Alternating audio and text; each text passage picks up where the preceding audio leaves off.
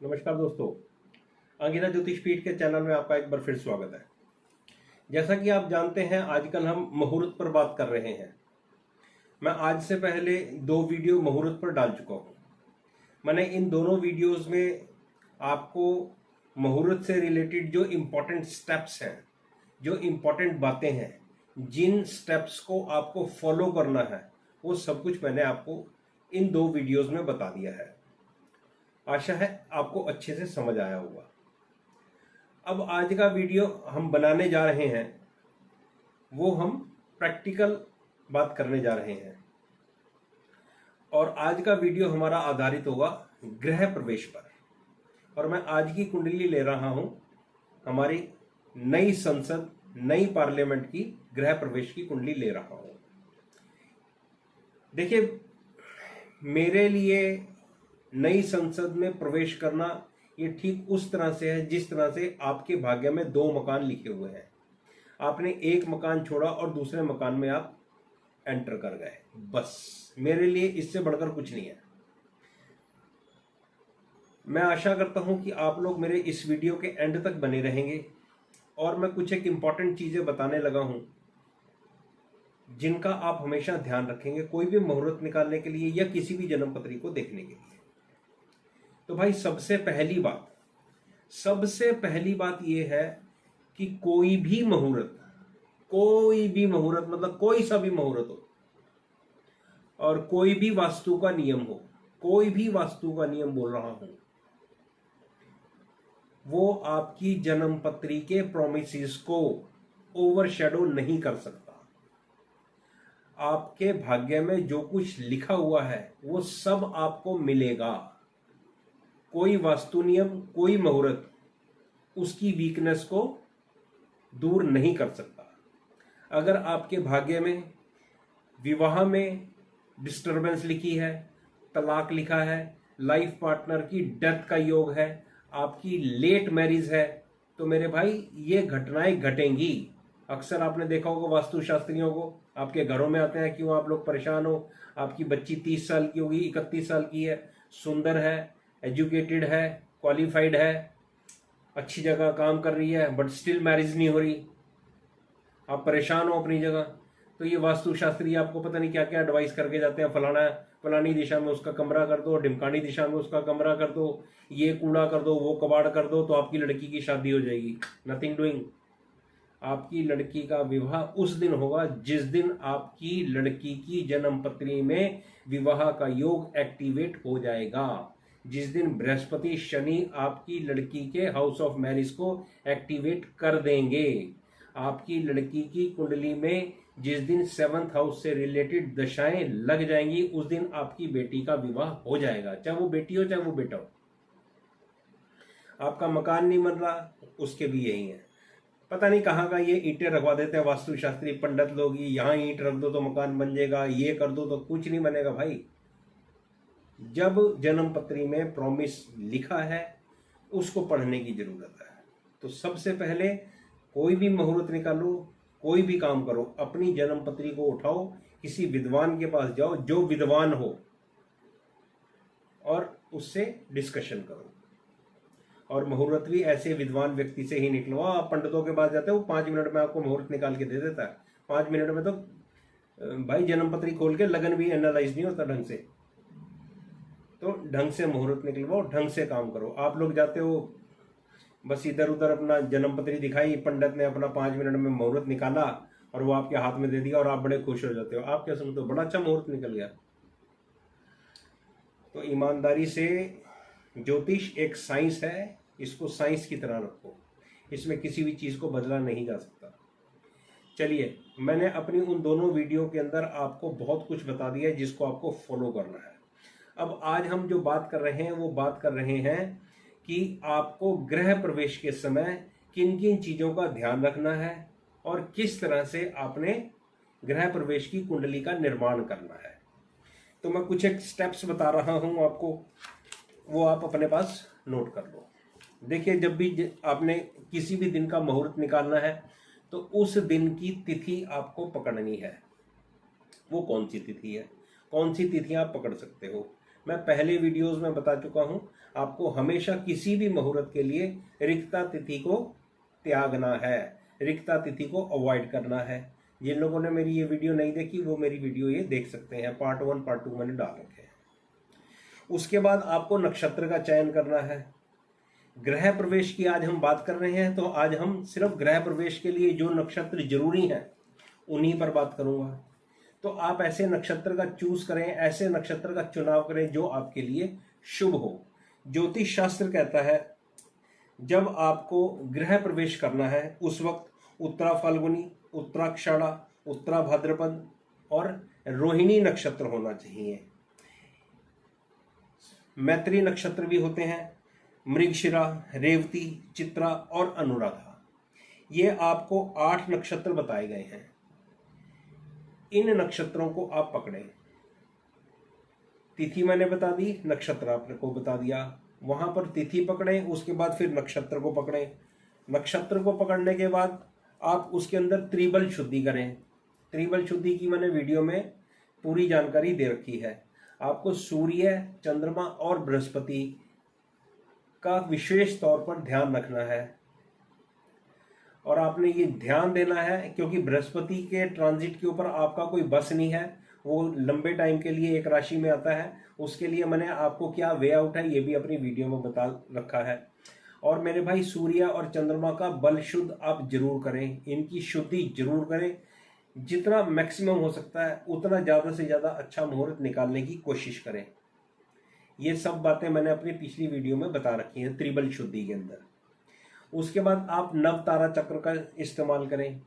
आप जिस दिन मुहूर्त निकालना चाहते हो, इवन जो अभी मैंने आपको नक्षत्र बताया उत्तरा फाल्गुनी, उत्तराषाढ़ा वगैरह, ये नक्षत्र भी आपके जन्म के नक्षत्र से 3, 5, 7 नहीं होने चाहिए। बेशक ये नक्षत्र हमारे ज्योतिष के शास्त्र में बताए गए हैं कि ये शुद्ध है या शुभ है, लेकिन ये नक्षत्र भी आपके जन्म नक्षत्र से 3रा, 5वां और 7वां नक्षत्र नहीं होना चाहिए। ये भी एक बहुत इंपॉर्टेंट पॉइंट या बहुत इंपॉर्टेंट स्टेप है। उसके बाद आप अपना कोई शुभ योग देखें, जैसे अमृत सिद्ध योग हो गया, जैसे सर्व सिद्ध योग हो गया। ये योग हमेशा शुद्ध होते हैं। यहाँ पर आप अपने गृह प्रवेश का प्रोग्राम या हवन का प्रोग्राम ये सब आप कर सकते हैं। इसके बाद आपको जो जिन चीज़ों का ध्यान देना है वो ये है कि जिस वक्त की आप चाहते हैं कि आपने इस वक्त गृह प्रवेश करना है, उस वक्त का लगन आप जरूर बनाएं, उस वक्त की कुंडली बनाएं। उस वक्त की कुंडली में आप ये देखें कि आपका जन्म का लग्नेश, जो आपकी जन्म पत्री है, आपका जन्म का लग्नेश पीड़ित नहीं होना चाहिए। क्योंकि हम गृह प्रवेश की बात कर रहे हैं तो आपके जन्म का 4th हाउस लॉर्ड मुहूर्त की कुंडली में पीड़ित नहीं होना चाहिए, मतलब स्ट्रांग होना चाहिए, नहीं तो घर में कलह क्लेश और दूसरी तरह के और वातावरण बन सकते हैं। इन चीज़ों की संभावनाएं हैं। और एक चीज़ और है, ऐसा हमारे ज्योतिष के शास्त्रों में कहा गया है कि जब भी गृह प्रवेश करना है उसके लिए आपको मंगलवार और इतवार का त्याग करना है। तो ये तो मोटा मोटा भाई स्टेप्स हो गए जो मैंने आपको बताए हैं, जिनको आपको फॉलो करना है अपनी जन्म पत्री के रिस्पेक्ट में। एक तरफ अपनी जन्म पत्री रखो, दूसरी तरफ वो मुहूर्त कुंडली रखो, और इन दोनों को आपस में रख कर मैच करो। ये मैंने जो आपको 4-5 स्टेप्स बताए हैं, इनका ध्यान रखो जब भी आपको घर में प्रवेश करना है। अब हम बात करते हैं हमारे देश की नई संसद की, कि नई संसद की कुंडली बनकर आई है वो किस तरह का काम करेगी और उसका क्या मतलब है, और वहां पर मैं आपको देखना बताऊंगा कि आप किस तरीके से इस कुंडली के अंदर काम कर सकते हो। देखिए, मैंने जैसे अभी थोड़ी देर पहले कहा, मेरे लिए नई संसद सिर्फ और सिर्फ ये है कि हिंदुस्तान ने अपना एक और मकान बना लिया है, बस, इससे फालतू कुछ नहीं। मैं थोड़ी सी वास्तु की बात भी करूंगा। हो सकता है आप लोगों को मेरी बात वास्तु की पसंद ना आए, क्योंकि आजकल लोग बहुत ज़्यादा वास्तु वास्तु वास्तु वास्तु का ढोल बहुत पीट रहे हैं। अब आप लोग भोली भाली जनता हो, आपको बेचारों को पता तो कुछ है नहीं, लोग आपका मूर्ख बनाते हैं और आप बन जाते हो, क्योंकि आप चाहते हो कि आपकी ज़िंदगी में किसी भी तरह से प्रॉस्पेरिटी आए। मैं बात करता हूँ। देखिए, हिंदुस्तान के बहुत सारे विद्वान लगे होंगे, हमारे देश के प्रधानमंत्री जी ने या जो हमारे ये अध्यक्ष साहब हैं, इन्होंने किसी अच्छे ज्योतिषी को जरूर कांटेक्ट किया होगा, अच्छे वास्तुशास्त्री को जरूर कांटेक्ट किया होगा, जिसने इनको मुहूर्त और वो वास्तुशास्त्र का नक्शा बना कर दिया। तो ये लोग विद्वान होंगे भाई, हमारे जैसों के पास तो ये आते नहीं। डेफिनेटली होंगे, किसी तरह का कोई चैलेंज नहीं है, लेकिन मैं अपनी एक ऑब्जर्वेशन रख रहा हूं कि क्या कुछ है, साइंटिफिक ऑब्जर्वेशन है। मेरी वीडियो पर एंड तक बने रहना, एक एक चीज को एक्सप्लेन करूंगा, ज्यादा लंबा नहीं करूंगा। हालांकि मैं ये चीज अपनी क्लास के अंदर पढ़ा चुका हूं, वहां तो घंटा 1.5 घंटा लग गया था मेरे को टीच करने में। तो देखिए, सबसे पहले 28 मई 2023 को हमारी संसद का उद्घाटन हुआ। आप सभी जानते हैं, सुबह 7:59 की कुंडली है, 7:59 पर उद्घाटन हुआ था नई दिल्ली में। कुंडली बनकर आती है मिथुन लगन की और मीन नवांश की। ये कुंडली मैं आप लोगों के सामने रख रहा हूं, D1 चार्ट आप लोगों के सामने रख रहा हूं, और आप इसको ध्यान दे सकते हैं, जो कुछ मैं कह रहा हूं उस पर ध्यान दे सकते हैं। लेकिन पहले हम बात करेंगे पंचांग की। 28 मई 2023 को शुक्ल पक्ष की अष्टमी थी, कोई दिक्कत नहीं है, बढ़िया तिथि है, रिक्ता तिथि नहीं है। और यहाँ पर सूर्य और चंद्रमा के अंदर, मतलब चंद्रमा में और सूर्य में एक अप्रोप्रिएट डिफरेंस है, और ये शुक्ल पक्ष की अष्टमी मतलब शुभ तिथि है। कुल मिला के बात है ये। उस दिन वार था संडे। अब अगर संडे को देखें तो मुहूर्त शास्त्र ये कहता है कि गृह प्रवेश के लिए आपको मंगलवार का और इतवार का, संडे का त्याग करना है, और यहां पर संडे ही था। मैं अपनी पहली वीडियो में भी आपको एक बात कह चुका हूं, आज मैं एक बार फिर से आप लोगों के सामने रख रहा हूं। देखिए, ऐसा कभी नहीं हो सकता, या इन अदर वर्ड्स ऐसा 5 या 7 या 10% ही पॉसिबल है कि जब आपको पूरा शुभ मुहूर्त या पूरा शुद्ध मुहूर्त मिले। आपको अपने पंचांग में कहीं ना कहीं पर कंप्रोमाइज करना ही पड़ेगा। तो अपने दिमाग में से ये बात बिल्कुल निकाल देना कि कोई भी व्यक्ति अगर आपको मुहूर्त निकाल के दे रहा है तो वो आपको शुद्ध मुहूर्त निकाल के दे रहा है। देखो, मेरे जैसा आदमी तो मैंने तो अपने स्टेप्स बना रखे हैं, 5-6 स्टेप्स मैंने आपको बता दिए, 2-3 स्टेप्स मेरे और हैं, मैं उन सबको फॉलो करता हूँ। उनमें मैं 1-2 स्टेप्स ऐसे हैं जिनके ऊपर मैं कंप्रोमाइज करता हूँ, बाकी 5 चीज़ों पर मैं कंप्रोमाइज नहीं करता। बाकी मेरे क्लाइंट की मर्जी है, भाई साहब आपका जब दिल करे तब गृह प्रवेश करो, जब दिल करे आप तब विवाह करो। तो यहां पर आते हैं पंचांग पर। तो वार संडे, तो संडे ठीक है, लेकिन इसको शास्त्र में अशुभ कहा गया गृह प्रवेश के लिए। उस दिन नक्षत्र था पूर्वा फाल्गुनी। अगर हम इसको ताराबल के हिसाब से देखें तो ताराबल के हिसाब से यह नक्षत्र शुद्ध है, कोई दिक्कत नहीं है इसके अंदर, 3, 5, 7 नहीं है और ठीक स्थिति में है। लेकिन इस नक्षत्र में क्या प्रॉब्लम है? अब इस नक्षत्र में प्रॉब्लम यह है कि यह उग्र नक्षत्र है। अब जिस संस्था का या जिस बिल्डिंग का मुहूर्त उग्र नक्षत्र में होगा तो उसका हाल क्या होगा आप जानते ही हो। अब उग्र की डेफिनेशन मुझे आपको देने की जरूरत नहीं, आप सब विद्वान हो। उग्र का क्या मतलब होता है सब आपको पता है। कुछ चीजें मैं आपको आगे जन्मपत्री पर जाकर एक्सप्लेन करूंगा। तो उस दिन हो रहा थी मरकरी की, ये एक अच्छी स्थिति है मेरे हिसाब से। करण भावा था और योग उसको छोड़ देते हैं, क्योंकि मैंने अपनी वीडियोस के अंदर इनके बारे में किसी तरह की कोई चर्चा आपके साथ नहीं करी।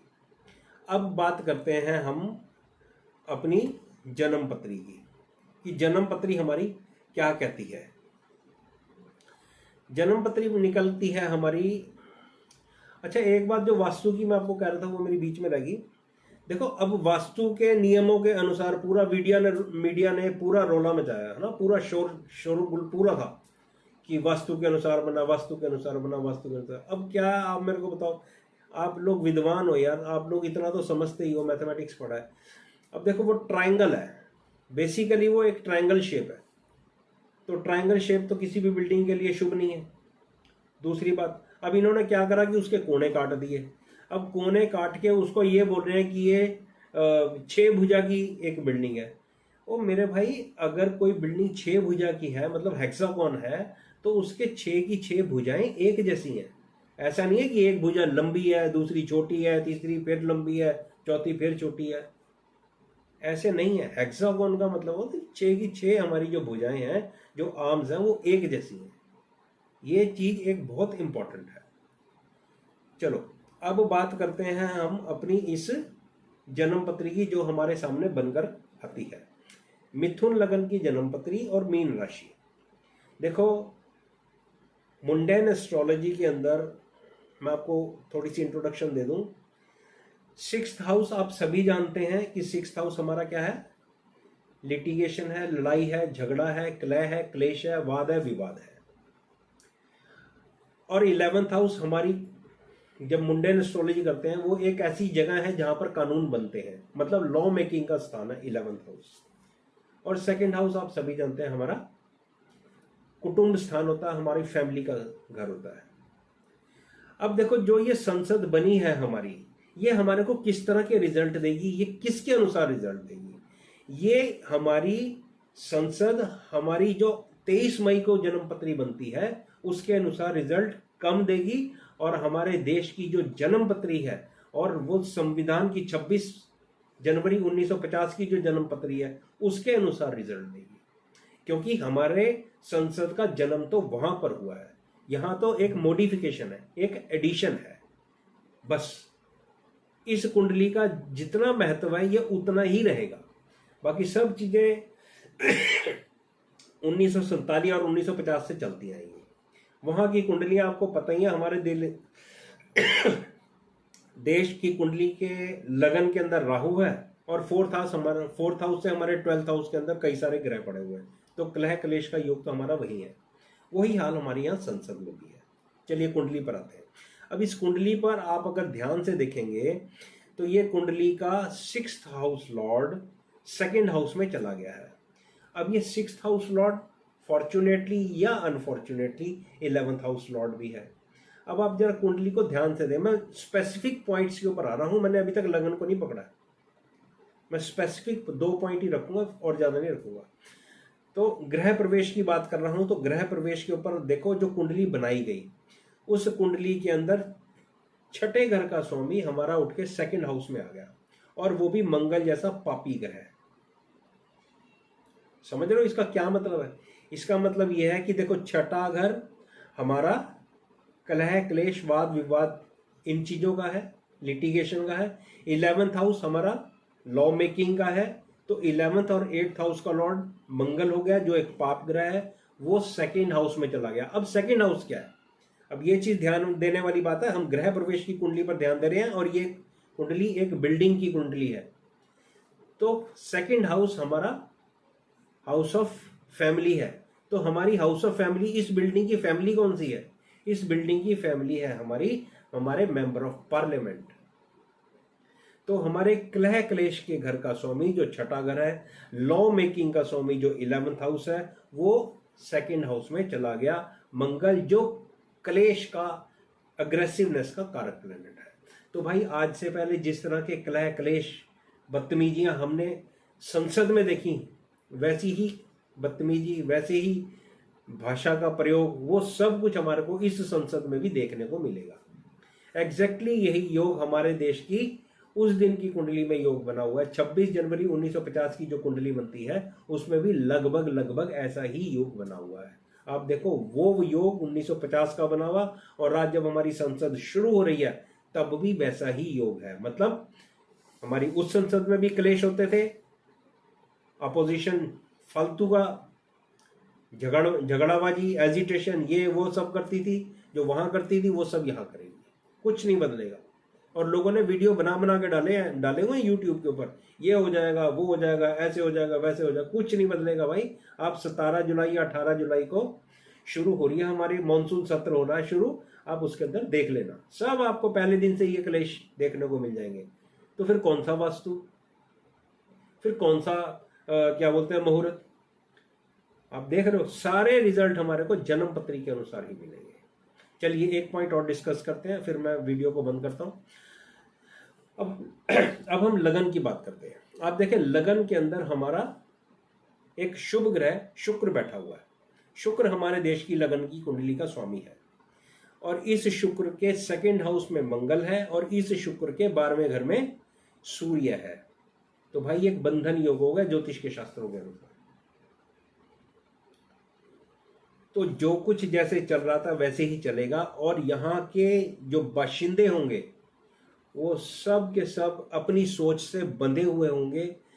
जो उन्होंने सोच रखा है कि आज एजिटेशन करना है, आज हमने संसद नहीं चलने देनी, आज हम ये करेंगे, आज हम वो करेंगे, वो सब वैसे ही चलेगा। एक पॉइंट और बता देता हूं आपको चंद्रमा का।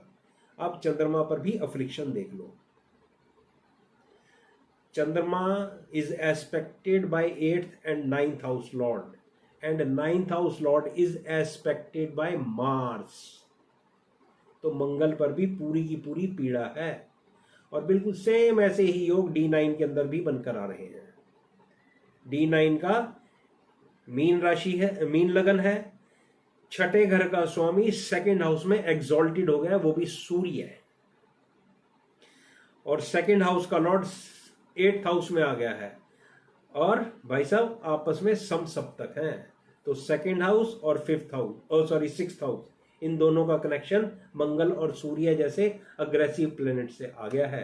तो भाई अभी मॉनसून सत्र शुरू होने वाला है, आप इसको आप एनालाइज कर लेना, इसको आप देख लेना, आपको पता लग जाएगा। तो मैं ये कहना चाहता हूँ, कुल मिला के मैं अपनी बात को विराम देता हूँ, लंबा हो रहा है वीडियो, कि आपको जो कुछ भी मिलेगा, मैं अपनी वीडियो के शुरू में कह चुका हूँ, आपको जो कुछ भी मिलेगा वो सब कुछ आपको आपकी जन्म पत्री के अनुसार मिलेगा।